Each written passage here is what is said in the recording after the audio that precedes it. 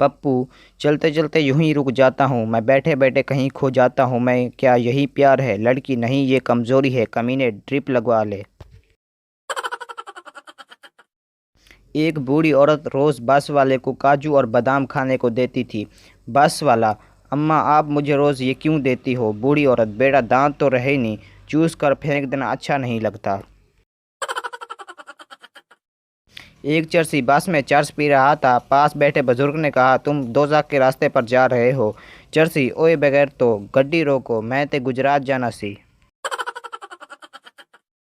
ایک بزرگ کو 13 سال بعد مقدمہ جیتنے پر جج نے مبارکباد پیش کی تو بزرگ نے جج کو دعا دی کہ اللہ تجھے ترقی دے اور تھانے دار بنائے۔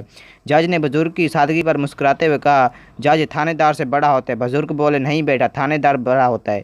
جج نے پوچھا وہ کیسے؟ بزرگ بولے آپ کو کیس ختم کرنے میں 13 سال لگے، تھانے دار شروع سے ہی بول رہا تھا 5000 روپے دے دو، میں معاملہ ابھی یہیں ادھر ہی رفع دفع کر دیتا ہوں۔